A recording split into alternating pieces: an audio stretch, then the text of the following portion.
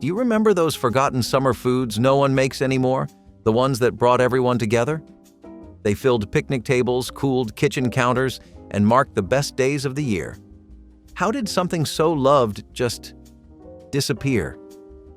Frozen fruit salad squares were like edible blocks of sunshine for old-fashioned picnics and church gatherings.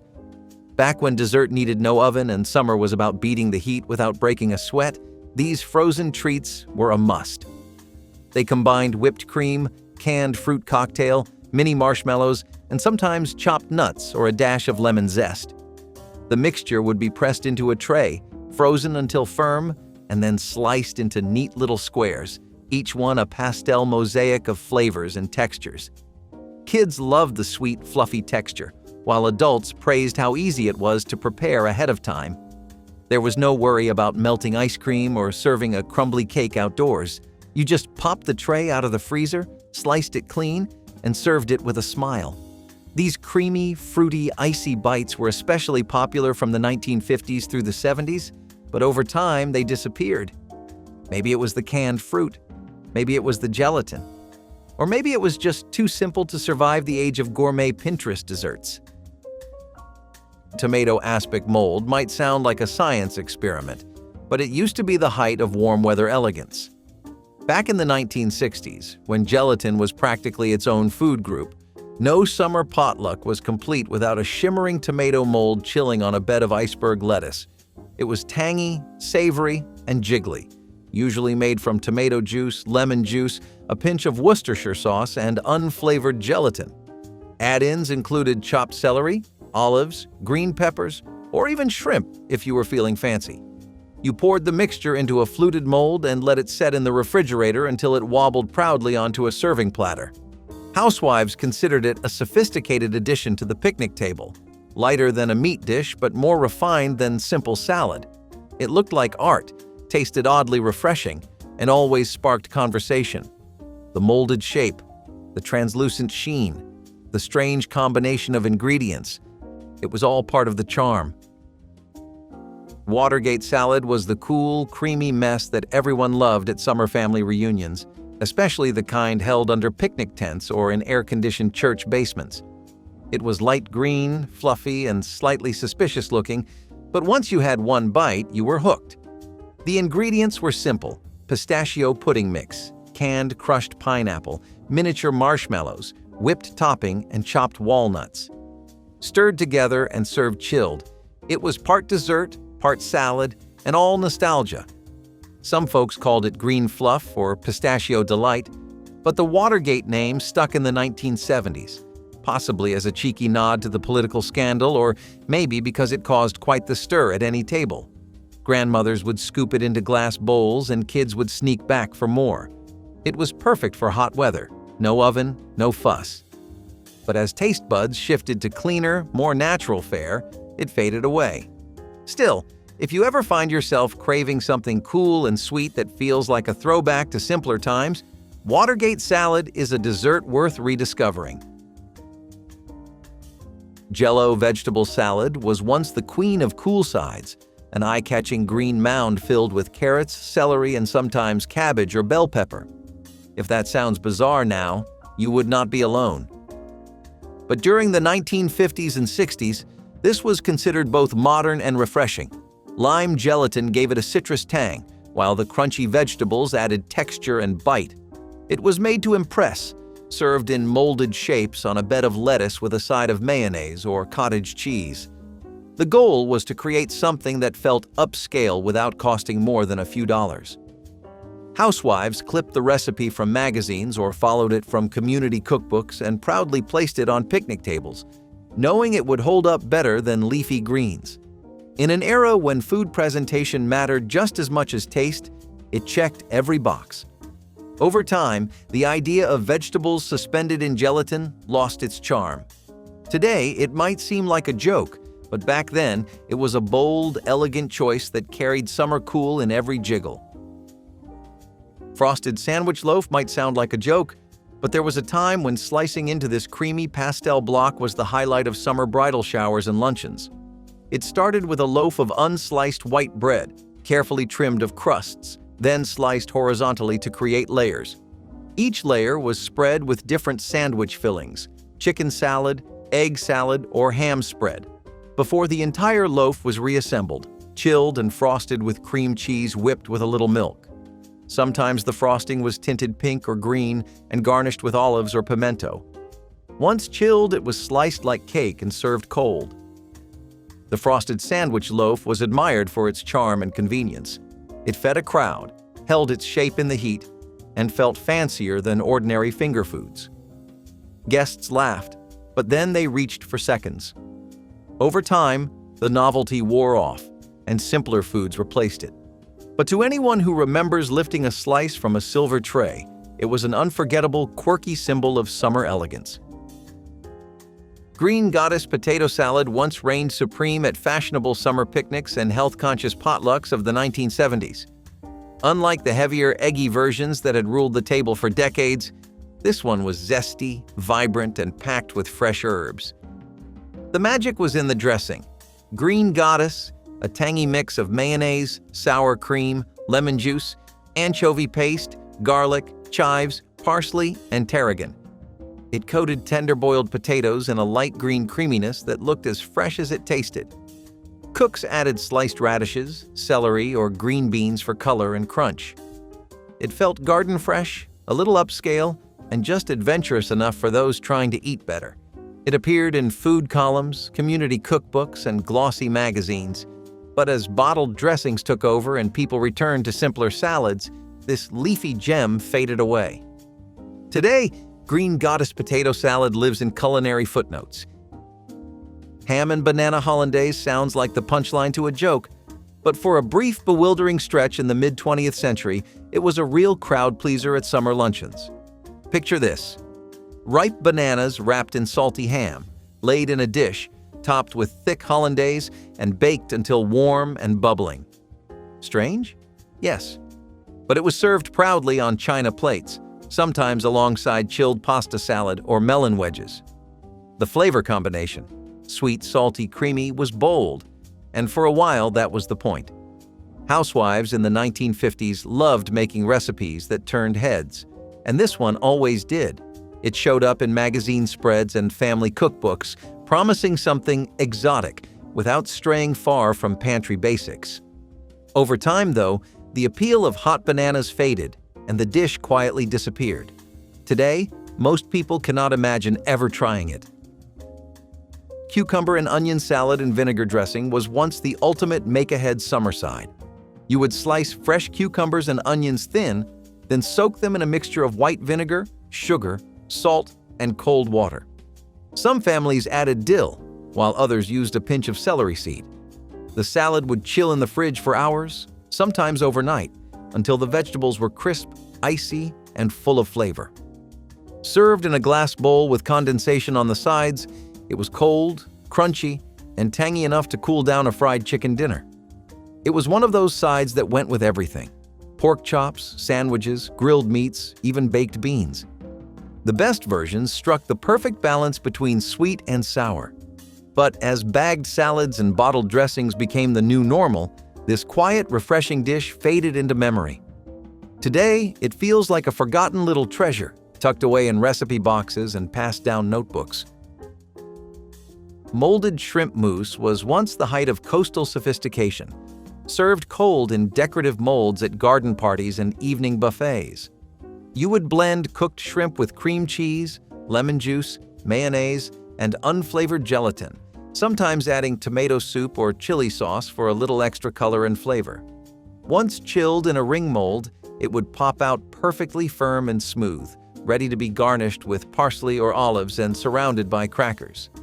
It looked like sculpture, tasted like shrimp cocktail, and felt just upscale enough for a dinner party or a ladies' luncheon. Every bite was creamy and lightly briny with a touch of that lemony tang.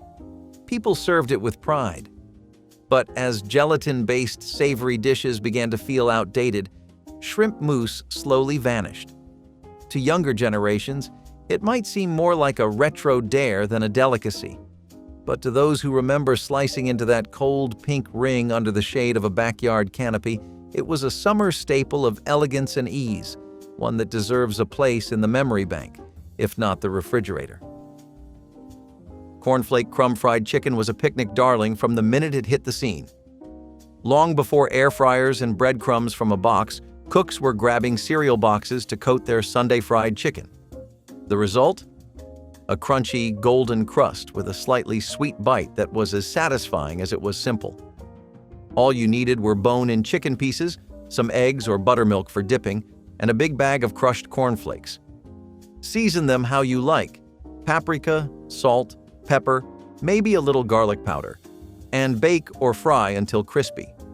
Unlike traditional fried chicken, this version felt lighter and easier, making it perfect for outdoor eating. It held up better in a picnic basket and gave each bite a delightful crunch. Families passed the recipe down, and cereal companies even printed versions on their boxes. But as fast food chains rose and homemade fried chicken became more of a weekend luxury, cornflake crusts lost their shine. Today, it is hard to find anyone using cereal this way, but for those who remember pulling this crispy chicken from a picnic cooler under the summer sun, it was pure magic. Barbecued Bologna slices were once the unlikely hero of backyard cookouts. You took thick rounds of Bologna, cut right from the log, not the pre-sliced kind, and slapped them onto the grill. As the heat hit, the edges curled up like little bowls, and the fat sizzled into a golden crust. Then came the glaze. Sweet, tangy, smoky barbecue sauce brushed on while the slices charred. The result? A budget-friendly cut transformed into a smoky, juicy treat that tasted like something far fancier. It was served on white bread, often with pickles or onions, and it made every picnic plate a little more satisfying. Kids loved it, adults swore by it, and it made good use of a meat that was always in the fridge, even when money was tight. But somewhere along the way, Bologna fell out of favor, and the idea of grilling it got buried under the rise of burgers, brats, and artisan sausages. Still, for those who remember the curling edges and caramelized glaze, barbecued Bologna slices were summer comfort at its finest, messy, meaty, and unforgettable. Chilled macaroni ring salad looked more like a party centerpiece than something you would eat. But in its prime, it was both. You would take cooked elbow macaroni and mix it with a tangy blend of mayonnaise, mustard, vinegar, and chopped vegetables. Sometimes there was shredded cheese or bits of ham folded in. Then you stirred in unflavored gelatin, yes, really, and poured the whole thing into a ring mold. After a night in the refrigerator, it would slide out in one wiggly, perfectly shaped circle onto a platter. The hollow center would be filled with tuna salad, green peas, or even more macaroni salad for good measure. It was bright, cool, and surprisingly filling. The best part? It held its shape on hot days, which meant it could sit out on the picnic table without turning into a warm, wilted mess. It was especially popular at garden parties and summer buffets from the 1950s through the 70s, when molded dishes were considered elegant and efficient. But gelatin salads slowly went out of style, and the macaroni ring faded with them. Still, it remains a relic of creative summertime presentation, a ring of cold carbs that once wowed every cookout guest. Stuffed celery with pimento cheese was the crisp, creamy snack that always disappeared first from the summer picnic platter. Long before chips became the default, people looked for crunchy, refreshing finger foods that held up in the heat. Celery, with its cold snap and sturdy shape, was perfect for scooping and stuffing. The filling was usually pimento cheese, a smooth blend of cheddar, mayonnaise, and diced pimentos, with a little paprika or onion powder for flavor. You would spoon it into celery ribs, line them up on a plate, and chill them until serving time. At bridal showers, potlucks, or lakeside lunches, these little bites were everywhere. They looked neat, tasted indulgent, and somehow felt both casual and classy. Over time, though, they were edged out by bagged snacks and party dips that required even less prep. But stuffed celery was more than just a filler snack. It was a smart, satisfying way to get a bite of something rich without turning on the oven. For anyone who grew up with these on a chipped glass platter in the summer heat, that first cold crunch of salty cheese and celery still tastes like childhood.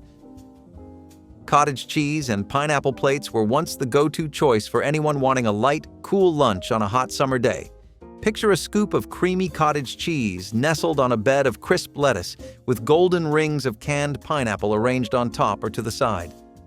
Maybe there was a cherry on top for flair, or a sprinkle of paprika if you were feeling bold. This was not just a diet food. It was a staple at ladies' luncheons, community centers, and tea room menus all across the country. It was filling without being heavy, and it looked polished even though it took only 5 minutes to prepare.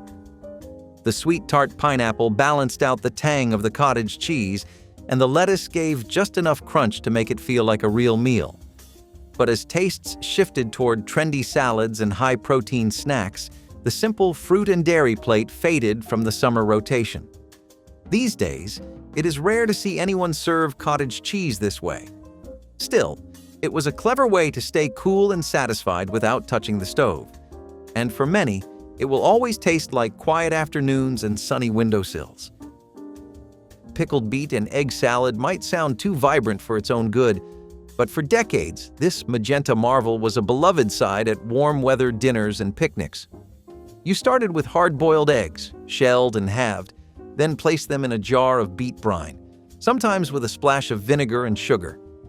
After a few hours, or even overnight, the eggs turned a deep pink-purple hue that was as eye-catching as it was tangy. The eggs were then sliced and served cold alongside potato salad, cold ham, or fried chicken. Some folks would chop them up and toss them into leafy salads or deviled egg mixtures for added color and kick. It was a thrifty way to stretch leftovers and make something ordinary feel festive. But as beet brine fell out of favor and deviled eggs evolved into their own gourmet category, this simple tradition faded from the summer spread. Today, pickled beet eggs live mostly in Pennsylvania Dutch country and scattered family cookbooks. Still, their bold color and bold flavor remind us that summer food was once about using what you had and turning it into something no one could forget. Grilled Spam kebabs might sound like a joke today, but they were once a cookout classic, beloved for their bold flavor and unbeatable price. You would cube up Spam, that salty pink block from a can, and alternate it on skewers with chunks of pineapple, bell peppers, and onions. Sometimes you would brush on a sweet and sour glaze or just grill them plain and let the caramelized edges do the work. The Spam crisped up beautifully over the flame, giving off a rich aroma that somehow pulled the whole party closer to the grill. It was a simple, hearty option that was perfect for feeding a crowd. Even better, it held its shape without falling apart, which made it ideal for skewering. Popular in the post-war years and through the 70s, Spam kebabs were a familiar sight at backyard parties, church picnics, and even campground dinners. But as the reputation of Spam declined and people chased leaner proteins, these skewers vanished. Still, for anyone who ever pulled a grilled cube of Spam off a stick and popped it into their mouth, it was a moment of smoky, salty joy that only summer could deliver. Icebox lemon chiffon pie was the answer to sweltering kitchens and cravings for something sweet during the hottest months of the year.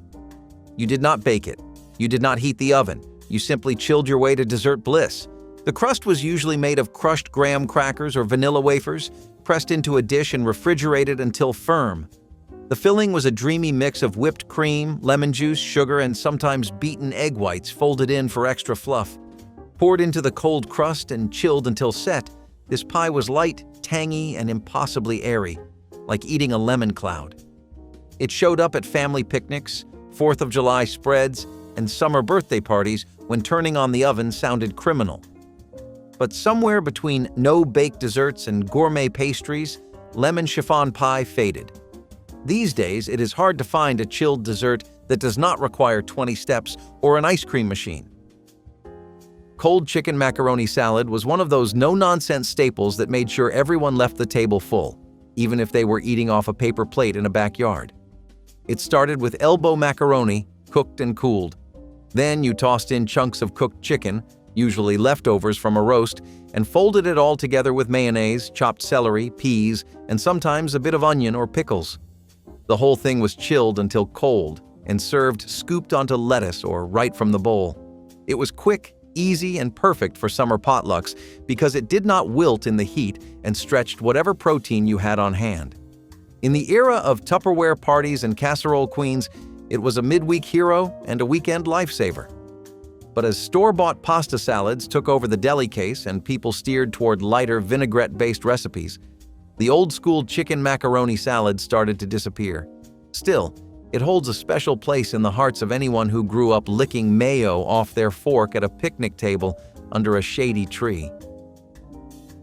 JellO with shredded cabbage and pineapple might sound like a cruel joke today, but in the 1970s, it was peak potluck prestige. Lime gelatin was the usual base, bright green, tangy, and just sweet enough.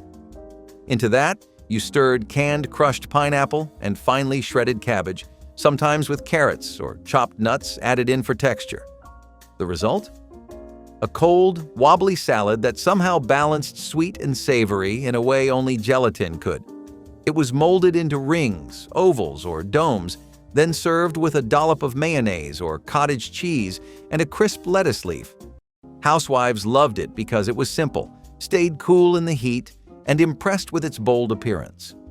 But over time, as gelatin salads lost their shine and fresher ingredients rose to the top of the trend list, this strange summer dish quietly disappeared. Bologna salad sandwich spread was once the saving grace of hot afternoons when no one wanted to cook but everyone needed to eat. It started with bologna, usually ground up or finely chopped, and was mixed with mayonnaise, sweet relish, mustard, and sometimes chopped onions or boiled egg. The texture was somewhere between egg salad and deviled ham, and the flavor was all comfort. You would scoop it onto soft white bread, maybe with a slice of tomato or a leaf of iceberg lettuce, and wrap it up for lunch in the park. It was cool, creamy, and packed with protein, perfect for road trips, fishing days, or lazy picnics. Families made a batch at the beginning of the week and kept it cold in the fridge. But as bologna fell out of favor and sleek deli meats and wraps took over lunch menus, this spread quietly vanished. Still, for those who remember unwrapping a sandwich under a big oak tree with a cold drink beside them, Bologna salad was more than just frugal. It was summer simplicity at its best. Pineapple cheese ball with Ritz crackers was the crown jewel of cold party spreads. You would mix softened cream cheese with crushed pineapple, chopped green pepper, grated onion, and just a dash of salt or garlic powder. Then it was rolled into a ball and chilled until firm. Before serving, you coated it in chopped nuts, usually pecans or walnuts, for extra crunch and flair. It came out on a glass platter surrounded by Ritz crackers like golden rafts circling a tropical island. The flavor was sweet, tangy, and a little salty, the kind of bite that made you reach for another before you finished chewing the first. It was beloved at baby showers, church suppers, summer birthdays, and everything in between. But somewhere between guacamole dips and meat and cheese boards, this creamy, nostalgic star fell off the radar. Maybe it was the pineapple. Maybe it was the cheese ball itself. But if you ever took a cracker to it on a sweltering day and tasted that cold, creamy mix, you know it deserves a place at the table again. Canned salmon croquettes were a summertime supper that tasted way fancier than the ingredients would suggest. You started with a humble can of salmon, bones, skin, and all, and mixed it with breadcrumbs, onion, eggs, and a pinch of salt or seasoning. Then you formed the mixture into patties and pan-fried them until crisp and golden brown. Served with lemon wedges or a dollop of tartar sauce, they had just enough crunch on the outside and softness on the inside to make you forget they came from a can. It was an affordable, filling meal that required no oven and minimal cleanup. Paired with peas or macaroni salad, croquettes filled out the plate and stretched a single can into dinner for the whole family. But as fresh salmon, frozen fillets, and upscale seafood options became more available, this frugal favorite started disappearing from the table. Still, there was something deeply satisfying about flipping those croquettes in a skillet while the evening sun poured in. Ice cream bread sounded like a gimmick, but it worked. Just 2 ingredients turned into something surprisingly tasty. All you needed was self-rising flour and melted ice cream. That was it. You stirred them together, poured the mixture into a loaf pan, and baked it until golden and springy. Vanilla was the most common flavor, but people experimented with strawberry, butter pecan, or chocolate chip mint. The result was a lightly sweet, tender loaf that tasted like dessert without being over the top. Served cold or at room temperature with fruit, jam, or whipped cream, it made for a fun breakfast, snack, or late-night treat. Kids loved the novelty of it. Adults loved how easy it was. And on hot summer days, the fact that you only needed a single bowl made it even better. But as food trends grew more complicated and people forgot about quick-fix recipes, ice cream bread disappeared from the scene. Grapefruit and avocado salad was the cool, citrusy side that once signaled elegance and health in the 1970s. You would peel and segment fresh grapefruit, slice ripe avocado into fans, and lay them on a bed of crisp lettuce or spinach. Sometimes red onion rings or a sprinkle of poppy seeds would join the party. The whole thing was drizzled with a light vinaigrette or even just a splash of oil and vinegar. It was tangy, creamy, and refreshing, perfect for hot days when heavy food just did not sit right. This salad was a staple of country clubs, spa menus, and home brunches that wanted to feel just a little bit fancy. But as avocados found fame in other forms, like toast and guacamole, this particular pairing faded into memory. Grapefruit, too, lost its shine as sweeter fruits took over the summer table. Still, this was a salad that knew how to keep things simple and cool, reminding us that elegance used to come in slices, not spirals or towers. Gelatin ribbon salad was part dessert, part science project, and totally mesmerizing on a hot summer day. You would layer brightly colored fruit-flavored gelatin, strawberry, lime, orange, grape, each separated by a thin, creamy white band made from sweetened condensed milk and unflavored gelatin. The process took time and patience. Each layer had to chill just enough to hold its shape, but not so long that it would not bond to the next one. The end result was a sparkling, striped block that sliced like cake and looked like it belonged at a child's birthday or a 4th of July celebration. It was chilled, fruity, and oddly refreshing, even if it was more sugar than substance. Moms made it to impress. Kids stared in awe. But over time, gelatin lost its grip on the dessert world, and ribbon salad took its final bow. Still, for those who remember seeing those colorful layers glowing in a clear Pyrex dish, it remains one of the prettiest slices of summer to ever wobble its way across a table. Cold hot dog salad might sound like the last thing you want on a summer day, but back then, it was shockingly common. Sliced hot dogs were mixed with chopped pickles, hard-boiled eggs, sweet relish, and mayonnaise, then served chilled, often in a gelatin mold if you really wanted to make a statement. It showed up at outdoor picnics and summer potlucks where families needed something cheap, filling, and easy to throw together. Some versions added cooked pasta, others spooned it into sandwich rolls or lettuce cups. It was never glamorous, but it got the job done. In a time before gourmet sausages and $30 charcuterie boards, this was how you stretched a package of Franks across a crowd. But as tastes moved away from processed meats and molded salads, cold hot dog salad became one of those retro recipes we joke about, but secretly kind of miss. It might not win any beauty contests, but it was a true child of summer simplicity. Waldorf Slaw was a crunchy, sweet tart take on traditional coleslaw that brought apples, raisins, and walnuts into the summertime fold.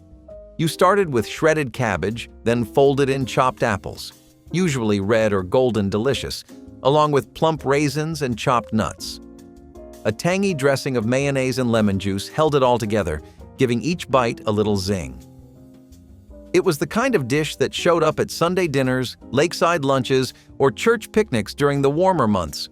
It felt lighter and more refreshing than mayonnaise-only slaws and had enough texture to hold its own next to baked beans or barbecue. Cookbooks from the 1960s praised it as a wholesome, modern side dish that added color and crunch. But as coleslaw recipes simplified and fruit-free versions became the default, Waldorf Slaw quietly vanished from most tables. Sweet pickle and olive sandwiches might sound like a flavor clash, but in their heyday, they were all the rage at tea parties, picnics, and ladies' luncheons. The filling was simple: finely chopped sweet pickles and green olives mixed into cream cheese or mayonnaise. It was spread thick onto soft white bread, usually with the crusts cut off and the edges trimmed neat. Some versions added chopped nuts for crunch or a sprinkle of paprika for flair. These sandwiches were served cold, often as finger food, laid out in triangles or cut into dainty rounds. They were just salty enough, just sweet enough, and easy to make in large batches. In the early to mid-20th century, they were considered both frugal and fashionable.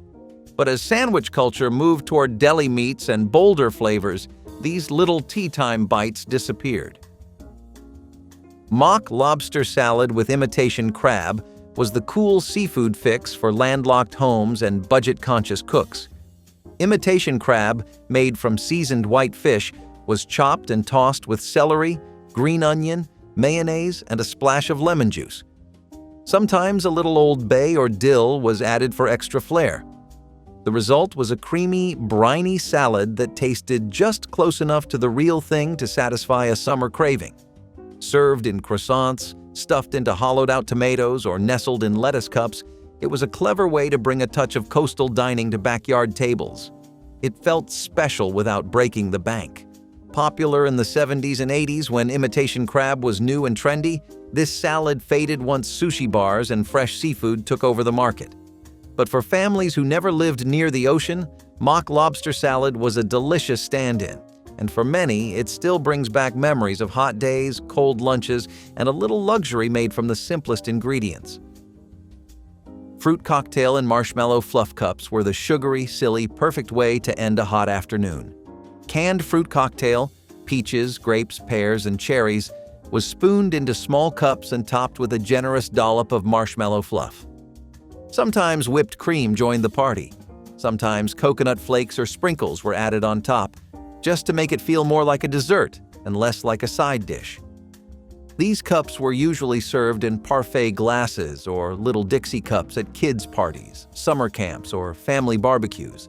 They were sweet, colorful, and required no cooking, just a can opener and a spoon. Every bite was soft, juicy, and full of that unmistakable canned fruit syrup that stuck to your fingers. But as snack packs and frozen treats became the norm, fruit and fluff cups faded from the table. Grilled Bologna roll-ups with cream cheese filling were the backyard cookout snack that proved even the weirdest ideas sometimes just worked. You would take slices of bologna, spread them with cream cheese, roll them up tight, and skewer them before tossing them on the grill. The edges got crispy, the cream cheese melted just enough, and suddenly you had a salty, smoky, creamy little appetizer that kept people coming back for more. It might sound strange now, but back in the 60s and 70s, this was a cookout staple. Quirky, easy, and surprisingly satisfying. Bologna was cheap, cream cheese felt fancy, and grilling made everything taste better. You would spot these at block parties, church picnics, and family reunions, usually right next to the deviled eggs and potato salad. Somewhere along the way, though, these little roll-ups disappeared, probably falling victim to fancier appetizers and trendier menus. But anyone who remembers the magic of that crispy bologna and melted cream cheese knows these deserve a comeback, even if they sound a little funny today. Stuffed tomato platters with egg salad filling were the summer version of keeping it simple without losing the charm. You would start with the ripest tomatoes you could find, usually picked right from the garden or bought cheap from a neighbor's stand. Slice them in half, scoop out a bit of the center, and fill them with homemade egg salad. Not the store-bought kind either. This egg salad was chopped eggs, mustard, a bit of mayonnaise, and maybe a sprinkle of paprika or chopped pickle for punch. Then the filled tomatoes would be plated on a bed of lettuce, often with saltines on the side, and a tall glass of iced tea. This was not a lazy meal. It was intentional, refreshing, and bright. The kind of plate that made you feel taken care of even when money was tight and the kitchen was sweltering. These showed up at bridge club meetings, baby showers, and Sunday dinners when nobody felt like cooking. The tomatoes cooled the egg salad. The lettuce gave it a little crunch. And if you were lucky, someone would have tossed in some sweet relish just right. The whole thing was cold, clean, and deeply satisfying. A real taste of summer simplicity. Crescent rings are a little more fun than the classic crescent roll. These delicious rings are made by arranging crescent roll dough into a circular shape, filling it with a sweet mixture and baking until golden brown. Popular fillings included cream cheese and fruit preserves, ham and cheese, or even pizza toppings. Crescent rings were a hit at potlucks, picnics, and family gatherings. The convenience of using pre-made dough made them a go-to dish for busy hosts and home cooks looking to impress. They were often featured in 1970s cookbooks and food sections of newspapers. So, triple mash with horseradish breadcrumbs is a bit of a funny combination. It's definitely the kind of flavor you would always expect out of a cookbook right out of the middle of the 20th century. The triple mash here is also pretty much just a sign of the times. You take 3 distinctly different vegetables, such as potatoes, and 2 other root ones. Now this could be parsnips, turnips, or whatever else gets you going. All you gotta do is just boil and steam them after. And then, once they're soft enough, turn all of that into a mash. The vegetables actually make an extremely flavorful meal. As true as that is, the real star of this show is the horseradish breadcrumbs. This topping helps add a much-needed crunch factor to dishes, which we all know goes lovely with any kind of potato food. Then you throw in some aromatics and herbs. It's actually one of the best side dishes to serve if you're looking to spice up your potluck, and it's a tried and tested variant that you can't really go wrong with. Plus, the horseradish dips work great around Christmas because it can go with so much more besides just the mash too. Remember when your mom used to whip you up lunch for school along with a heartfelt note and a sweet treat? Meat and potato patties were a staple back in the day and a hit in the lunchbox. If you've got some leftover mashed potatoes lying around, you've got to try these. Yeah, these are basically patties made out of mashed potatoes combined with seasoned ground meat, shaped into little discs, and fried till golden brown. They pair perfectly with ketchup, your favorite dipping sauce, or even a dollop of sour cream for a tangy twist. Meat and potato patties are the ultimate finger food that is still a hit to this day. Well, with McDonald's French fries on the rise, these really don't make an appearance that often, but you can whip these patties up anytime. They're surprisingly easy to make. Just give your mom a call and ask for the recipe. Spam and crackers are a classic that you are all very aware of. But what you might not know is that after the Depression and war ended, these were the lifelines of people across the entire country. I know we've all heard so many stories of how Spam was nearly invaluable during the Depression, but it's also been something that's worth all of its weight in gold in later eras too. For a lot of people, Spam and crackers were the most ideal and reliable breakfast, something that became steeped and ingrained in their daily routine to the point that they just did not know what to do without it. Do you have anything like that? Maybe a bowl of oatmeal you need to get your day started. A favorite cereal that you just can't get out of bed without. Maybe you really need your usual peanut butter and jam sandwich. Whatever makes you tick, everyone was sustained by Spam and crackers. You could make casseroles out of sandwiches, use it in stews, and even make gravies out of it. You could dip crackers into a makeshift dip at home and also enjoy them that way. Spread some lard on them with the Spam, or make a very nice sandwich with the crackers, Spam and celery or iceberg. It would be low effort and really quick, so it was the perfect thing to make for when you were in a rush. So, Hopi Piki bread is also something that's a blue corn delicacy, but this time it's in an entirely new form. This takes the nutty flavors of blue corn that people love so much and turns it into this wafer-thin, decadent blue cornbread that was entirely unique to the Hopi people who had made their homes in northern Arizona. It was considered a ceremonial food, but it also turned into an everyday one. People would make it for coming-of-age parties, birthdays, weddings, special celebrations, and just whenever somebody wanted to throw a feast. What set it apart from other kinds of breads of the time, though, was how thin it was. The cooking process also set it apart, because first, you had to make a batter out of blue corn and ash before you started spreading it on a stone slab that had been greased and warmed up. This made these layers that would be rolled into fragile sheets. But the most attractive part about the process was that the layers were almost entirely translucent. This was a technique that was near and dear to indigenous customs and culture, as it would always be passed down through each succeeding generation. It was a way for them to have cultural continuity. Grilled bologna and pineapple sandwiches were basically the rebellious cousin of your average backyard burger. Sweet pineapple rings sizzling on the grill, Bologna slices getting those perfect char marks, and a toasted bun pulling it all together. It was weird, bold, and people loved every bite of it. Back in the 60s and 70s, this sweet and salty sandwich combo was all the rage at summer cookouts. Pineapple had gone mainstream thanks to the tiki craze, and Bologna was still holding strong as the budget-friendly protein of choice. Put them together, toss them on the grill, and suddenly your backyard barbecue had a little tropical flair. Families loved how easy they were, especially when feeding a crowd without draining the grocery budget. And let's be honest, grilling pineapple is still one of life's underrated pleasures. But somewhere along the way, these sandwiches vanished from summer menus, leaving behind nothing but memories of smoky, sweet, slightly strange perfection. Canned peach and cottage cheese ring mold was the cold supper your grandmother swore by, and for good reason. Molded in a ring pan, it started with plain gelatin, mixed with the syrup from canned peaches, folded together with cottage cheese, diced peaches, and sometimes crushed pineapple or chopped nuts.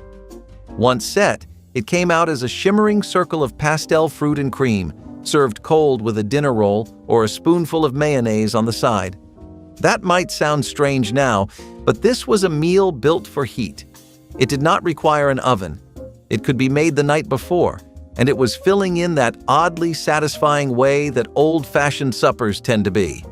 This recipe showed up constantly in homemaker magazines and fundraising cookbooks during the 1950s through the 1970s.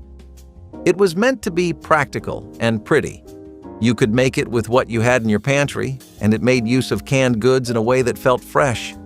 People served it at luncheons, baby showers, or just on nights when nobody wanted to cook. It was elegant on a dime, a little weird by today's standards, and a real piece of summer dinner history. Speaking of family food, cinnamon-baked apples were another family food we stopped making for some reason. This dessert dates back to the Great Depression when everyone was into making low-cost meals. Some families added raisins or nuts to the filling for extra texture and flavor. The sight of bubbling golden apples fresh out of the oven was enough to make anyone's mouth water. This dessert was perfect for summer barbecues, picnics, or as a special after-dinner treat. They were not only affordable, but also nutritious, offering a good source of vitamins and fiber. The combination of apples and cinnamon was known to have antioxidant properties, making it a relatively healthy dessert option. Sauerkraut is one of the most famous examples of Germans and Americans finding a perfect middle ground. It's one of those marriages of culture, flavors, and taste palettes that just manages to work for almost everyone. Back in the day, it was one of the biggest must-haves at potlucks, and regions with a strong European presence or active German communities couldn't get enough of it. Sauerkraut was known for two things. It was a roller coaster of different kinds of meats, cheeses, and potatoes. Two, it was filling, more than anything you could put in front of it for comparison. Two people on their own just weren't ever able to complete this casserole on their own. Lots of people think that it became such a crowd pleaser because of its roots as a dish made in rural areas. It was pretty much built to survive harsh winters. There's also the way it's really affordable. It takes basic things and simple crops to make one really good casserole that you can pretty much make whenever you would like. You can prepare the dish and put it in the fridge. You could transport that to wherever you're going, take it along with you and bake it there. You could also just bake it later, whenever you feel comfortable enough to. For lots of utility reasons, as well as a flavor profile you wouldn't find anywhere else, this German dish really made a name for itself here. Hear me out, this one might sound a little boring at first glance, but trust me, it's a classic for a reason. The split pea soup is a hearty, filling, and surprisingly healthy-ish, thick, creamy soup packed with vibrant green split peas and other vegetables like carrots, celery, and onions. Now, on that healthy-ish claim, it depends on how much butter and cream your grandma used. The split pea soup is the kind of soup that leaves you feeling satisfied for hours. It has been a St. Patrick's Day staple ever since its origin in 1905. The best part? You can totally customize it according to your liking. Yeah, don't be shy to throw in your favorite veggies, add a splash of lemon juice for a bit of brightness, or even some leftover shredded chicken for an extra protein punch. We really need to bring this one back. Sugar bread was an inexpensive meal that a lot of poor Americans, especially children, ate when there was nothing else they had. It was something that was literally just as bare bones as you could imagine. Plain bread, sprinkled with only a modest amount of sugar, spread with butter and dipped in a little bit of milk. It was a way to stretch ingredients, but people tried their best to make it feel like it was a sweet treat regardless. Of course, it was hard to take it that way, but it really shows you how resilient people were and how ingenious their plans were when it came to rationing things out. Bread was really cheap and filling, and it was especially one of the best things people who were farmsteaders relied on. Plus, sugar was also just as important for people who lived in the city. It was a quick burst of energy that really set people right, and while it was not cheap, a small amount could do a lot for a plain slice of bread. Also, that crunch was just addictive. You didn't need to cook it, and it was a decent pick-me-up for what it was worth. Blue corn mush was something that was a staple dish among the Navajo and other various tribes throughout the southwestern lands. The Hopi and Pueblo people were most commonly known for having this.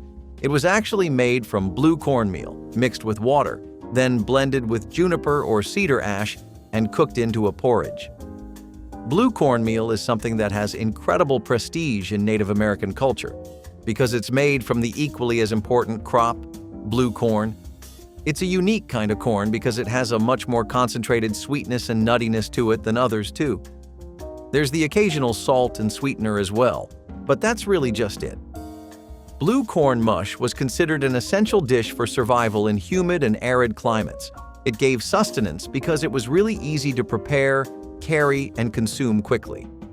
It also was considered a nutritional powerhouse due to its incredible amount of fiber, protein, and antioxidants. Blue corn mush was something that was considered a ceremonial food, and it was also something a lot of tribes relied on for it being baby food.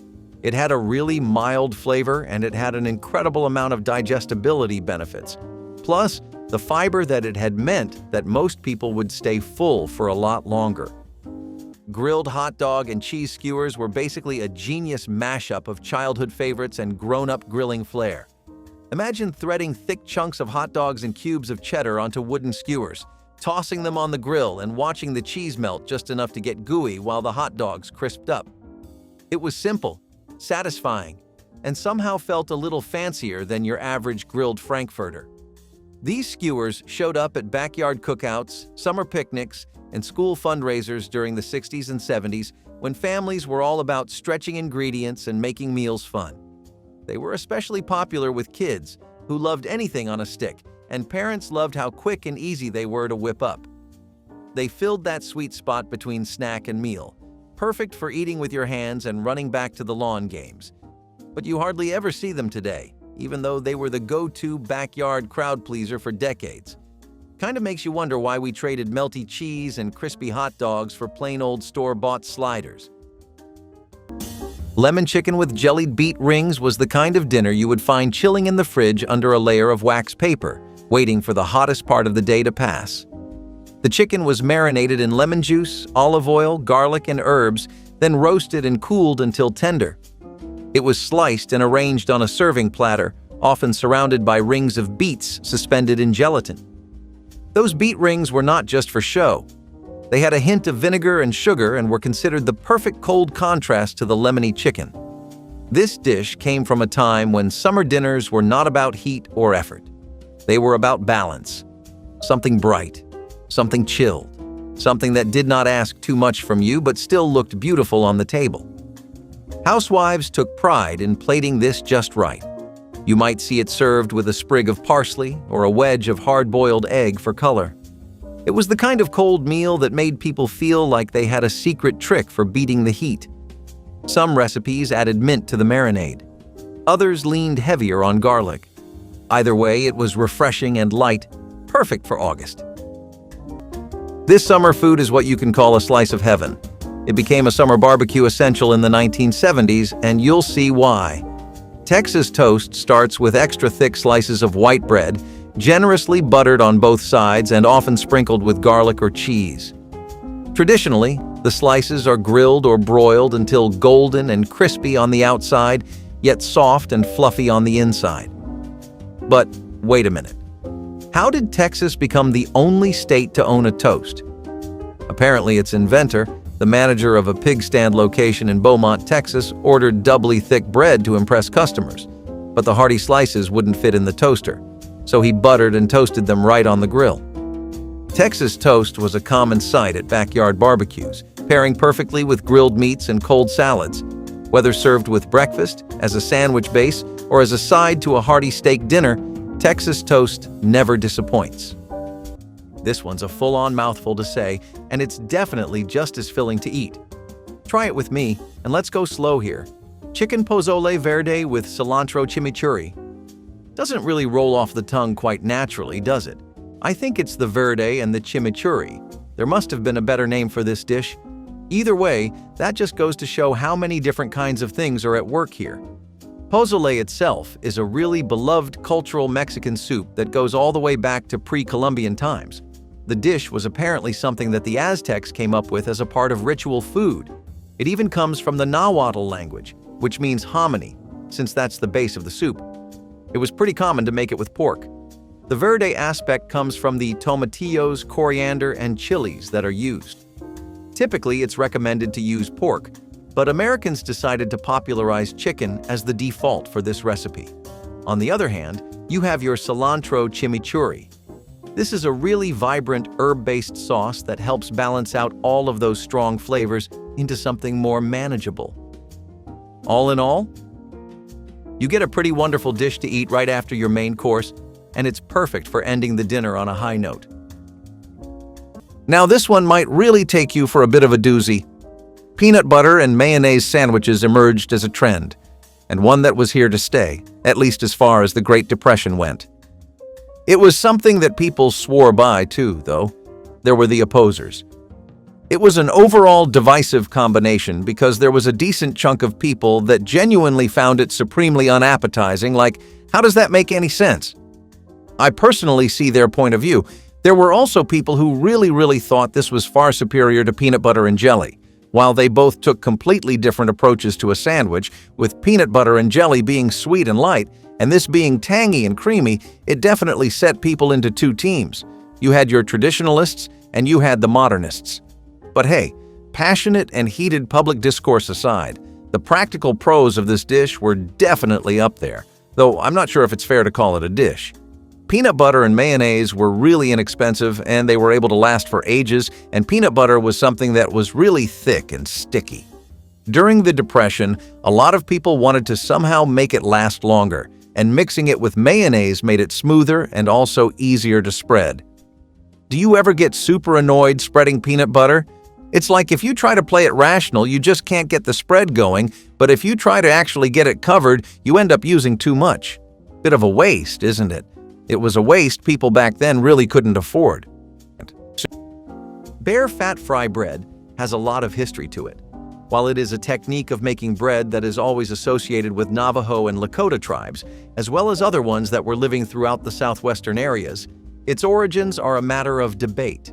The most common belief is that due to the forced relocation of the indigenous people that occurred in the 1800s, tribes were displaced and had to live on reservations.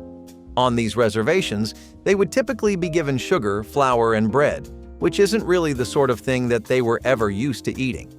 To cope with the lack of their conventional diets, tribes started creating fry bread as a way to survive, and that was just frying simple dough in oil so that it would make a crispy and filling bread.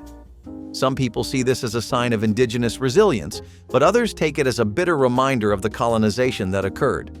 This had led to fry bread being a hotly controversial item in indigenous communities both back then and today.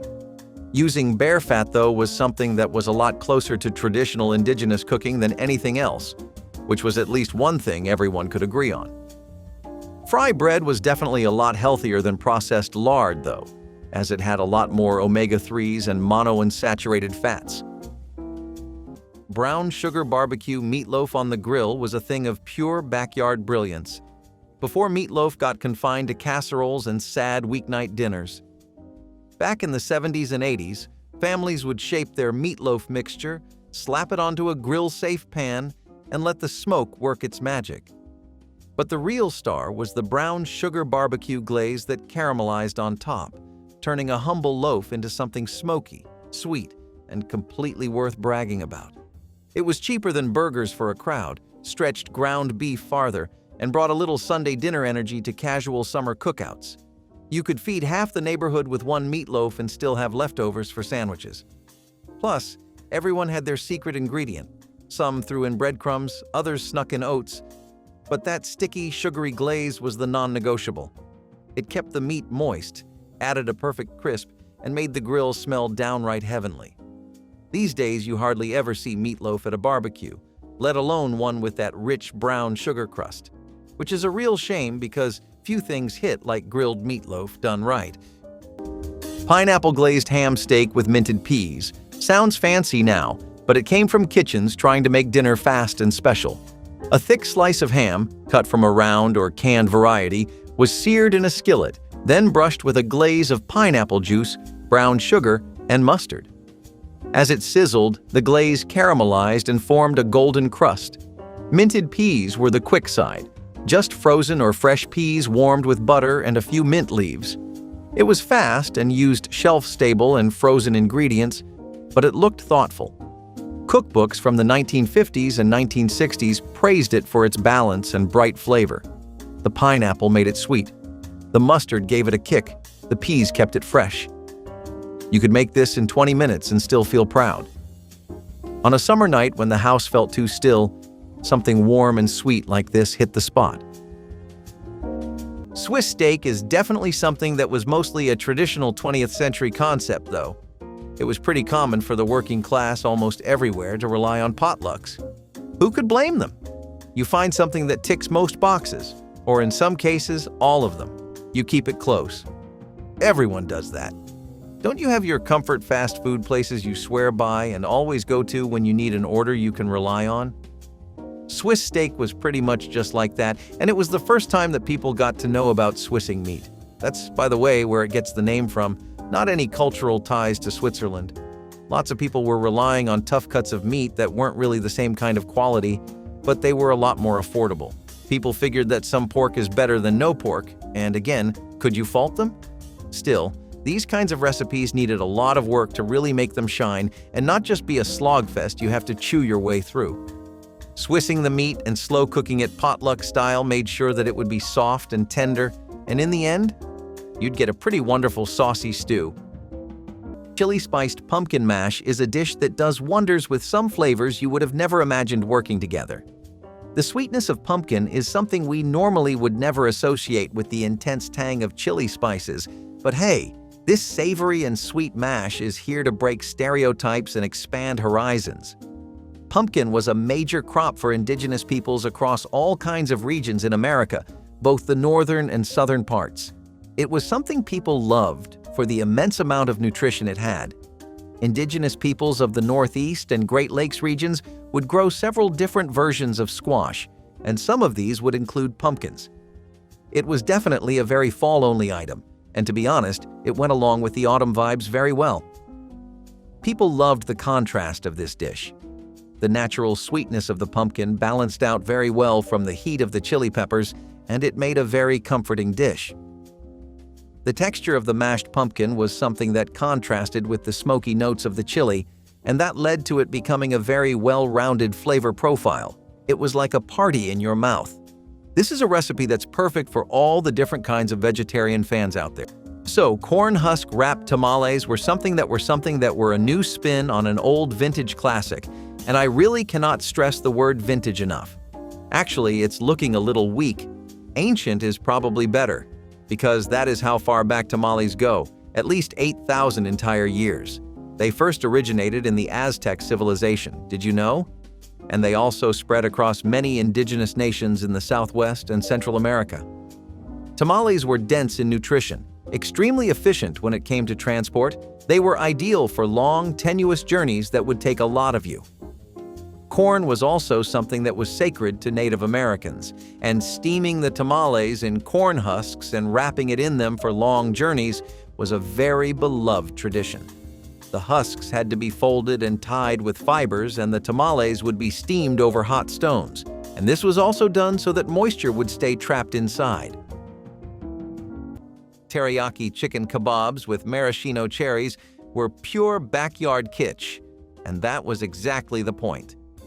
Imagine chunks of chicken, juicy pineapple, bright red maraschino cherries, and bell peppers all skewered together, brushed with sweet teriyaki glaze, and grilled to sticky caramelized perfection. It was like bringing the tiki party trend straight to your backyard. These kebabs exploded in popularity during the 60s and 70s when families were all about trying new flavors and putting a playful spin on traditional cookout food. The cherries added a pop of color, the pineapple brought sweetness, and the chicken soaked up all that teriyaki goodness. It was fun, festive, and surprisingly budget-friendly, making it a favorite for summer parties, beachside barbecues, and park picnics. But somewhere along the way, maraschino cherries got labeled as kitschy, and these kebabs quietly vanished from cookout menus, which is a shame because few things look as cheerful on the grill as chicken, pineapple, and bright red cherries sizzling away together. Tell us which forgotten summer food you remember most. Tap like if it made you smile, and subscribe for more delicious trips down memory lane.